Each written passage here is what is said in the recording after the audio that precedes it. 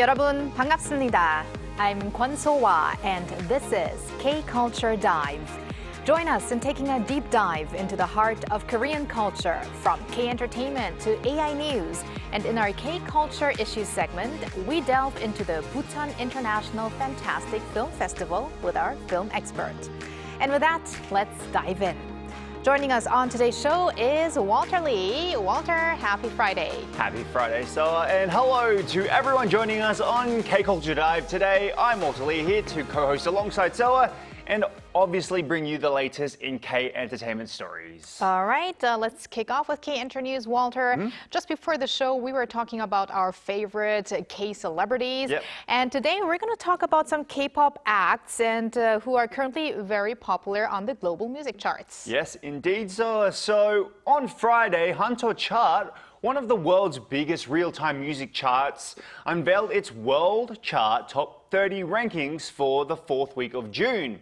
Now, this chart ranks albums' popularity in several different countries. Now, for example, BTS, Hearts to Hearts, and aespa topped the charts in the US, Japan, and China, respectively. Now, Hearts to Hearts are also making a very big impact in the US rankings, as well as their second mini album, Lemon Tang, placed second, while the upcoming boy group, Cortez, ranked third with Green Green. Now, in China, aespa's Lemonade remained at #1 for a fifth consecutive week, and this was closely followed by BTS's Arirang. Now, in Japan, Islet's fourth mini album, please bear with me when I pronounce this, Mamila Pina Tapai, came in second, with Cortez Green Green also in third. Now, the latest Hanteo rankings reinforces groups such as BTS, aespa, Hearts to Hearts, Cortez, etc., and their exceptional popularity in large markets internationally, highlighting their strong performance across album sales, digital streaming, and of course, social media engagement.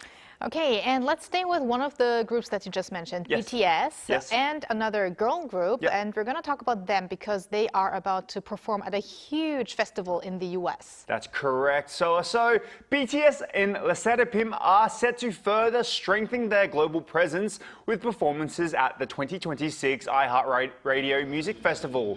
It's actually one of the biggest music festivals in the US. Now, according to the festival's official website, both groups have been confirmed for the event, which will be held on September 18th and 19th in Las Vegas. They will share the stage with international acclaimed artists such as Snoop Dogg and Cardi B. Now, hosted annually by iHeartMedia, the largest radio network in the US, the iHeartRadio Music Festival is considered one of the country's premier mainstream music events. Now, BTS will perform on the opening day, September 18th, while Leserapim are scheduled to take the stage on September 19th. Now, Leserapim's appearance is particularly significant because they will become the first K-pop girl group ever to perform at this festival. Wow, congratulations to both the groups. Looking forward to that performance. And now, lastly, let's end with some news on G-Dragon. Yes, let's end off some news with the king of K-pop. The Korea Heritage Service announced the G-Dragon has been named the official ambassador for the 48th UNESCO World Heritage Committee session. The agency praised the artist for his global influence beyond K-pop and cited his long-standing commitment to using art to address social issues and promote public interest cultural initiatives as key reasons for his appointment. Now, the UNESCO World Heritage Committee is the organization's highest decision-making body on the inscription, conservation, and protection of World Heritage sites. Now, this year's session will take place in Busan from July 19th to the 29th, marking the first time South Korea has hosted the event since joining the World Heritage Convention in 1988, a very special year for me as the event's ambassador. As well as G-Dragon. I don't want to give away that, maybe. So as the event's ambassador, G-Dragon will take part in promotional campaigns, official events highlighting the importance of preserving World Heritage sites. He will also appear in promotional videos and official ceremonies, sharing the message of peace through cultural And participation, I did not want to give people's age away too much. Oh, okay, I guess more people in the world know about GD's age than your age, Walter. I don't know about that. I think I've got a pretty good, Well, fan I'm gonna give out even more. The three of us are all 친구s, friends. Yes. But I think it's very meaningful. I mean, GD was the honorary ambassador for APEC last year, and now he's an ambassador for UNESCO. He really has become one of the faces of Korea, I have to say. Indeed. All right, thank you very much, Walter, one of the faces of Arirang TV, and please stick around. Will do. And now let's move on to our AI anchor Arang for more on the culture front. Arang. Thanks, Swa. Here's your AI guide to the latest cultural headlines from Korea. Let's begin with our top story. Foreign tourist arrivals in South Korea have surpassed 10 million, earlier than in previous years, providing a significant boost to Seoul's hotel industry. According to the Korea Hotel Association, foreign visitors accounted for 70% of hotel room sales in Seoul from January through April, up 4.3 percentage points from last year. Nationwide, the average share of rooms sold to foreign guests across the country's 5 major tourism regions also rose from about 47% to 52%. The association attributed the increase to the global popularity of K-content, the prolonged depreciation of the Korean won, and the resulting surge in inbound tourism. Improving transportation access, including revitalizing regional airports, has been singled out as the most urgent task for achieving South Korea's goal of attracting 30 million foreign tourists annually.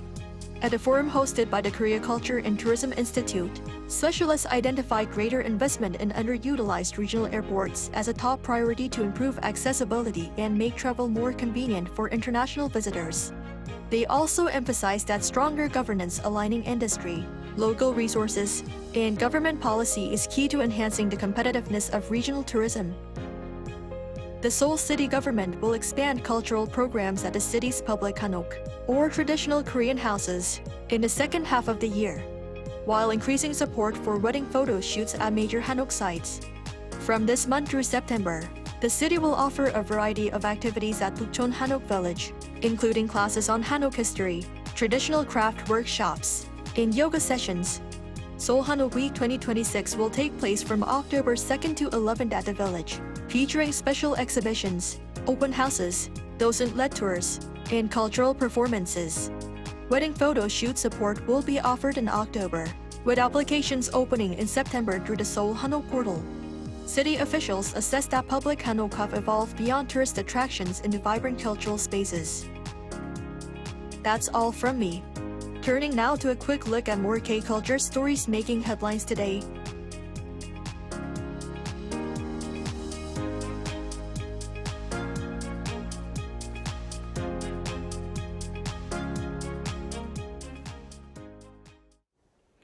One of the latest buzzwords in Korea is 말랑이. To get their hands on these soft, squishy toys, young adults are flocking to a traditional toy market in Seoul as sensory toys gain popularity as a simple way to relax and relieve stress. Our Jo Young-eun takes us there. This is Changsindong Toy Street, home to Korea's largest toy market with more than 100 stores. Here's a closer look to what's drawing so many young adults here. It's a weekday morning, yet crowds of people are lining up outside toy stores in Seoul. But these aren't parents shopping for their children. They're young adults searching for 말랑이, soft, squishy, sensory toys that have become the latest trend. From squishy toys and wax-coated stress balls to clickable keycap keyrings, sensory toys are rapidly gaining popularity among people in their 20s and 30s.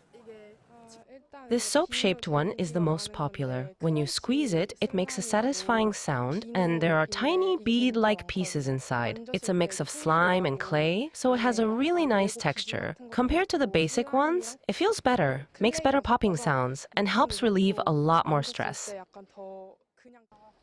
I kept seeing them all over Instagram, so I wanted to try one myself. My older sister buys them, and so do all my friends. After making one together with them, I thought, I should get one too.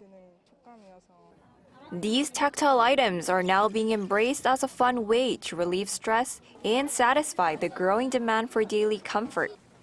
Stationery store owners say the trend has breathed new life into the neighborhood, bringing a steady stream of visitors to the market.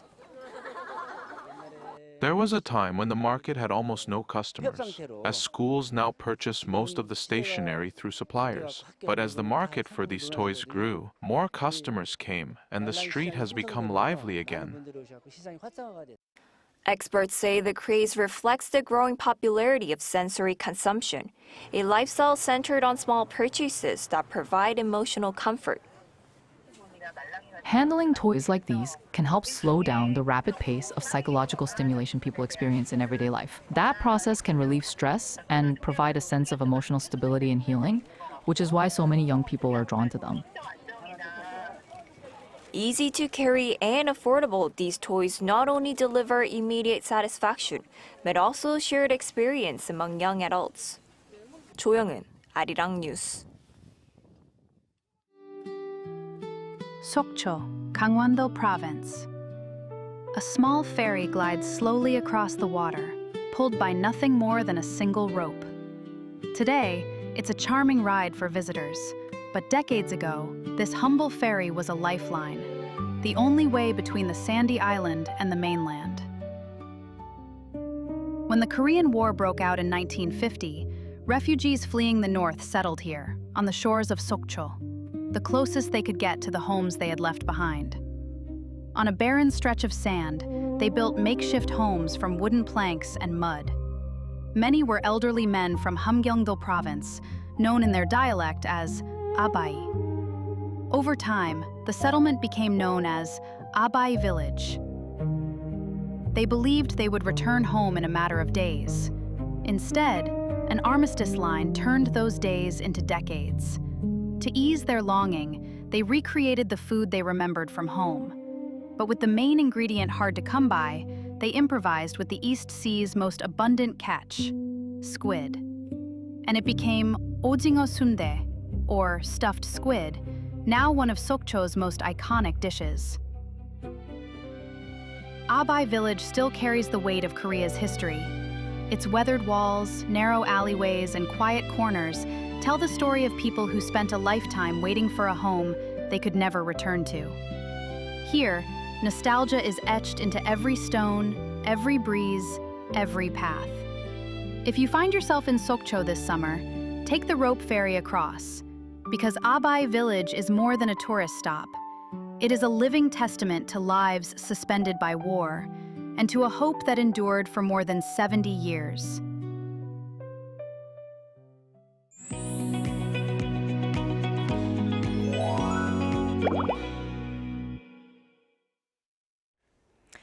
One of Korea's biggest celebrations of genre cinema is back. The 30th Busan International Fantastic Film Festival, or BIFAN, officially opened on Thursday in the city of Busan in Gyeonggi-do Province, not far from Seoul. Busan itself is known as a city rich in film, animation, and comics, making it the perfect home for this iconic festival. Today, we'll take a closer look at BIFAN's 30th anniversary and some of the biggest Korean film news coming this July. And we're going to do that with professor and filmmaker Jae Sool from the Seoul Institute of the Arts. Welcome back, Professor Sool. Hello, Professor. Nice to be back. All right, and you are actually back from Busan. I guess you were at the opening ceremony yesterday. So first and foremost, as you attended it, what was the atmosphere like and what stood out to you? Well, I think BIFAN is my favorite festival. Oh. I showed my movie there, so I'm kind of biased. But also just the fact that it's the largest genre film festival. So, primarily it's horror movies, as I think you like zombies. Yes. And sci-fi movies, fantasy. And so basically what I found was, I sort of caught the end of the red carpet where all the stars were coming out. And I saw Fan Bingbing, who's kind of featured as an award thing. And then she's in the opening movie as well. And then I even saw Lee Byung-hun. Wow. And then Isabelle Huppert. So I was kind of starstruck. But I could definitely feel this year the atmosphere was just like, the scale of it was just big because it's the 30th anniversary of the festival. And I just felt like, the scale of it was like something like there's like 321 films this year from, 50 countries, and they have 93 world premieres, which is huge for, a domestic film festival to have like these new filmmakers. So to me, I just love the atmosphere. The city of Bucheon is just really lively, and the opening act usually happens, in a sporting event. So it just felt just like a grand in scale, and I'm really looking forward to it. And the opening night movie was it's called Blades of the Guardian by director Uen Uping, and this has Fan Bingbing in it and Jet Li. So it's just if you want to visit and just enjoy a festival that's like really for the people, and then genre movies have been sort of in the past sort of seen as not as exciting as, for a festival. It's usually like some sort of like really great director that made a new film or an art house film. But this festival really kind of put genre films on the map and really said that, hey, it's okay to be commercially successful. It still has a lot of stuff. And then, people love zombies in the summer, so. Of course. It's interesting to see that such a great director like yourself is still starstruck when they see the stars. Oh, yeah, of course.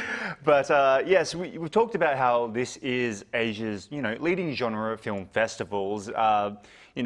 You've even, like you said, put your film into it. But looking back, which director or film first comes to mind to you? And what do you think has been BIFAN's greatest contribution to the film industry? Well, I don't remember the exact date, but I went to see it, I think, in the early 2003.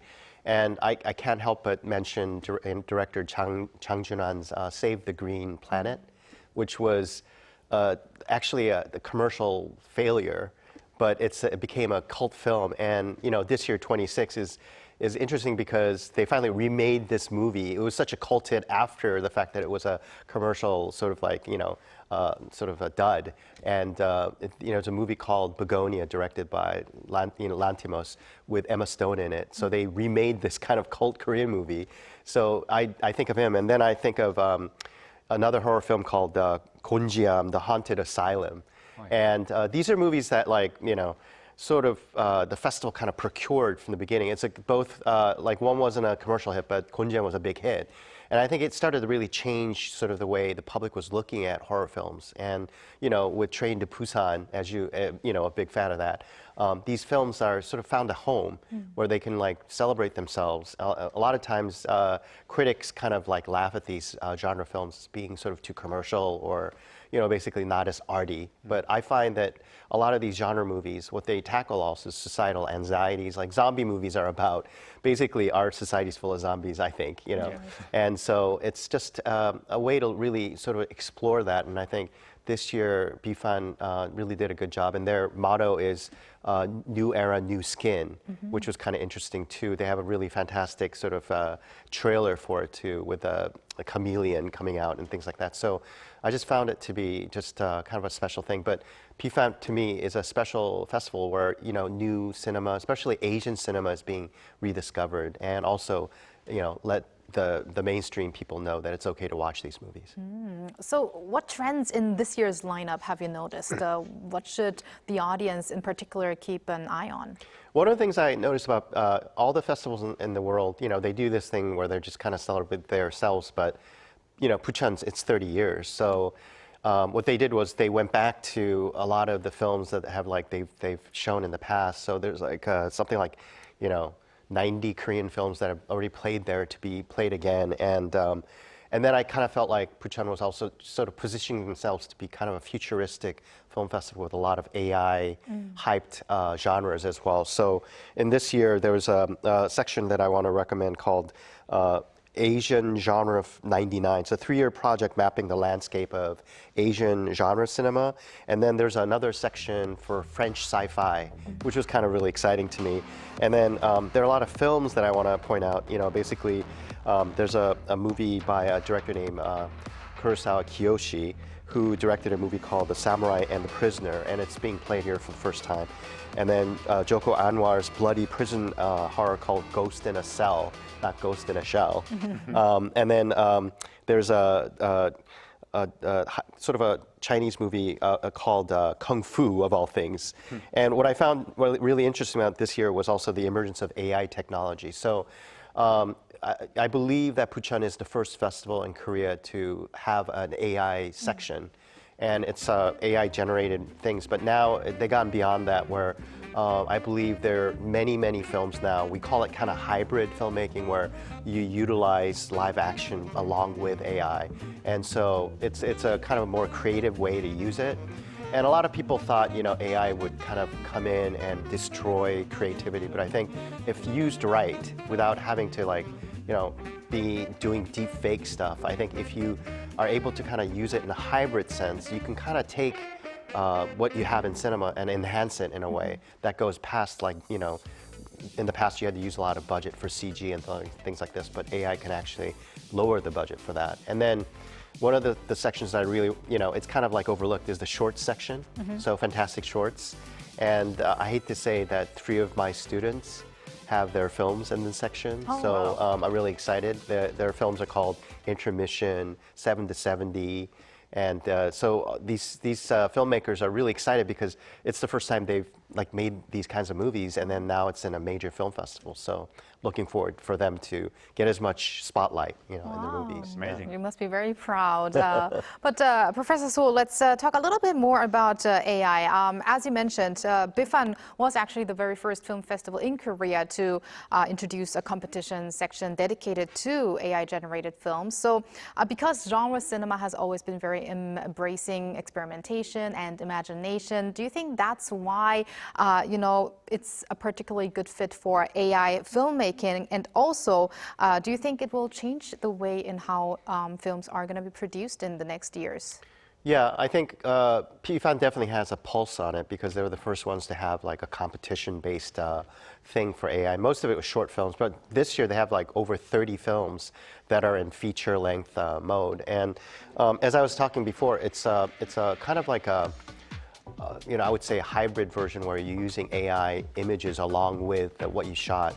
But now I think the way BIFAN's looking at it, it's all aspects of film production, from pre-production, which is screenwriting, to production, where you're using AI technology in the filming process itself. And then, of course, in the post-production process, where you're using a lot of VFX with AI in it. And I think the way BIFAN's technology, what they're looking at is we want to exist alongside with machines, instead of machines taking us over. And I think that's a healthy way to look at it. And also, when I teach AI to students, I also tell them, don't try to replace what you're doing. And also, there's a brainstorming function in a lot of the ChatGPT things, and I say, brainstorming is a creative process. So brainstorm amongst yourself first, then you can check with AI to see how they react to it. But I think to let a machine take over to do a thing is not a really healthy way to use it in a creative way. But I think AI is like any other tool that has become an innovative thing. So, when film went from black and white to color, or from no sound to sound, I think AI is just another sort of technological leap that we can use to do it creatively. Yeah. So AI in the film industry is probably a topic that we're going to talk about more in the future. And we did talk about BIFAN extensively, but we do want to mention one movie that's going to come out soon, right, Walter? Yes, indeed. So, meanwhile, one of the most hottest anticipated films at the moment, or Korean films, is director Na Hong-jin's Hope. Now, it will be finally released in July, it being July now. It's his first feature film in nearly a decade. What should audiences really pay attention to, and when they watch the film? Well, it did really well at Cannes, and it's a creature fantasy movie, but set in kind of basically in the countryside in Korea. But it has a really stellar cast. It has Cho In-sung and Hwang Jung-min from the Korean side, and then we have an international cast with Michael Fassbender and Alicia Vikander. So I'm really looking forward to it. But right now, the thing is, they're talking about the CG being a little weird, but I think they fixed it. Right. And also, it's the biggest budget of a Korean film. So it's they're saying it's close to 50 million, but I think it's going to be close to $60 million. So it's in scale, it's big. But fortunately, it's already sold over 200 countries, pre-sale. So I think they already made back half their money, which is really fortunate, because our Korean film market itself, it's too small to be able to recoup all the money that was put into the movie. And I think Na Eun-jin's another director like Bong Joon-ho, who's very idiosyncratic. You know, he started the movie thing with Chaser, and he really took genre movies to another direction. So this is the first time he's using like basically science fiction elements, and people are really looking forward to it. And I think if Cannes is any indication of that, I think there is a synergy effect, and I think locally in Korea it's going to be a big hit. Yeah. All right, we're probably going to talk about Hope again as well once it's out, which is going to be July 15th. Can't wait for that.